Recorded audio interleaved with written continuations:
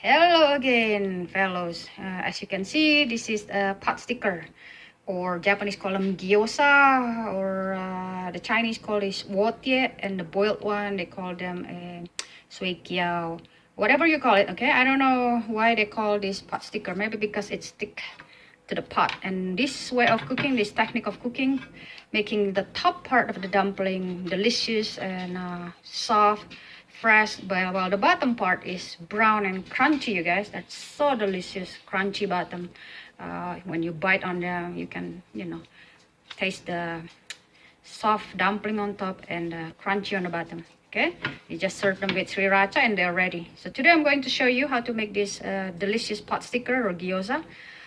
For the wrapper, go find the other video that I already make about making the wrapper. I make them separately earlier. Okay, so for the filling today, I will just use pork and napa cabbage. Okay, this is about a little bit less than a pound of pork. I ground them myself. I saw pork butt on a very good price. In that way, when I pulse them into my food processor, I know for sure it's real pork. It's not too oily. There's no pink slime in it. Whatever the store end up putting in my ground pork. And it's almost $3 different between grinding it myself and buying it at the store. Into my ground pork, I will add 1 egg white because I do not care for the egg yolk. Plus, it's only egg white is the only one that you need for the binding agent. Okay, so they mix them nicely. 2 tablespoons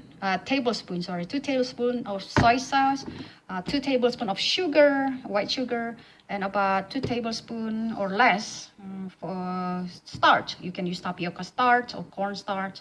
And sesame oil. It's very important in gyoza making. Okay, sesame oil is the must. So maybe 2 tablespoons of sesame oil. And for the vegetable, I use this napa cabbage. Okay, this beautiful napa cabbage. Only the white part. The leaves will go to my stir fry tonight. Okay, I'm not going to use the leaves because they will get soggy in your gyoza, in your pot sticker. I cut them. It's not a small cut, as you can see, because if it's too small, it will become mushy and going to make your pot sticker wet and mushy. It's not delicious. Okay, I just dropped those starch, tapioca starch, soy sauce, white egg, sesame oil, and sugar in there, and I'm going to mix them thoroughly. I placed the white cabbage in there already, the white napa cabbage. Pot sticker is more of vegetable than meat, so go ahead, add more veggies if you want, okay? Or more meat, it's up to you. You can use any kind of meat. Usually, originally, it's ground pork. All right, on the dough that I have shown you guys earlier how to make it. It's a very forgiving dough. You can stretch them if you want, okay? It's a very forgiving dough, so don't be scared of the dough. Place as much as possible the dumpling filling. I like to place a lot of them, okay? I like to place a lot of them because I like the filling more than the dough.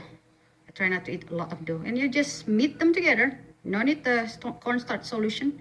And then, okay, no need to be so beautiful. They're very forgiving, you guys. Press them together so they will not leak. Okay? And if you want to make it more beautiful, go ahead, make a pleat like this, make it more beautiful like this. And then cut the excess if you want, okay? If you do not like dough like me, and make sure you place them standing up like this. In that way, when they are in the pan, they will also stand up, okay? And place them on a baking sheet like this to freeze, separate from one another. You can freeze them and they will last really long time in the freezer, and you cook them whenever you want them, and that way they're fresh when you want to eat them. I got 7 already done. I can just put this in the freezer to freeze, and then when they are frozen, place them in a Ziploc to keep, or I'll show you how you roast them on a pan. That's very important trick, okay? So on the pans that I used earlier for making my pot sticker, I placed about 2 tablespoons of canola oil. I don't use vegetable oil anymore. I use canola oil because they're healthier, okay? Then place your pot sticker around it like a flower, like I showed you guys earlier, and separate it one another. on my white ceramic pan on a medium heat, because ceramic pan again cannot deal with high heat.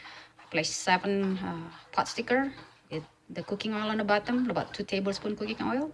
And when they are a little bit, just a little bit brown, add water on them, about almost a fourth, maybe a fifth of them soak in the water, and you cover them up with the lid.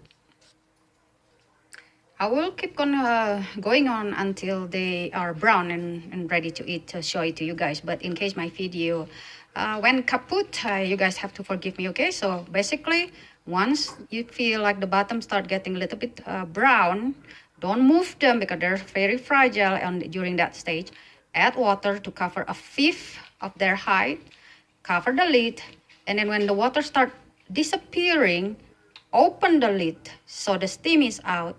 Reduce the heat to like number 4, so about what, low, medium low, and keep cooking them until all the water is evaporated, and the oil will start frying the bottom, and they will end up become this brown and crunchy like mine, okay?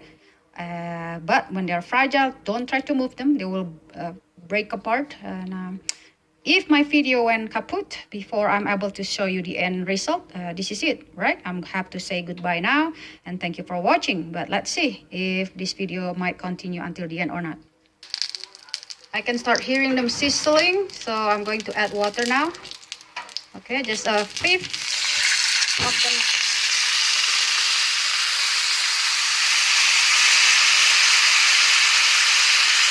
Not easy cooking while videotaping. That's for sure, okay? Like a fifth of them being covered by water, and then close them with the lid. Place your stove on medium a little bit, maybe number 5, and wait for about 5 minutes. They're being boiled right now, boiling right now in a pan, don't worry. Later on, we will let the steam out thoroughly, and the oil that we placed earlier will start frying the bottom into the crunchy bottom like the way you saw them earlier. I just taste one of them. My husband took 6 of them. Cannot wait until I'm done making this video. And I taste some of them earlier. Taste one of them. They're so good.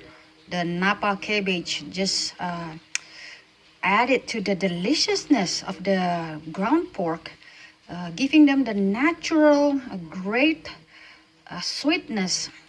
Making this really like a real Shantung Wotie or pot sticker that I remember when I was young. And go ahead if you want to add shrimp, but usually the Wotie that I know, the pot sticker I know, do not have shrimp. But go ahead if you feel like you want to add shrimp, fish, okay? Try not to add wet vegetable that will create a soggy mess in them. Okay, my timer is off. Make sure you place your timer, you guys. Be very careful when you're cooking. Don't never leave your cooking behind at all, in fact. So this is the stage when I want to let the steam out, and then let them dry out. Okay, let the steam out completely, and let the oil keep on frying the bottom. And that way it's become crunchy and brown and delicious. I'm going to reduce the stove to low, medium and low, and then let them brown and crunchy for a while. They're getting there, you guys. If you guys move them with your spatula, or here I'm using my tongue, and they don't want to really move easily, okay, maybe they're not done, don't force them too much. Okay, so it seems like it's moving now, and then you can check the bottom. If they don't want to move easily, don't force them, they're going to break on you. Okay, so look at that. Look how beautiful it is, okay? And I will continue a couple more minutes until all of them movable and brown. Okay, this is way more delicious than the store-bought one. I don't know what they put in there. It tastes nasty to me. I bought a couple frozen one from the Oriental store, from many different store. I will not say which store, but they're all taste nasty. I don't know, whatever those people place in them. So this is the way to eat a homemade food.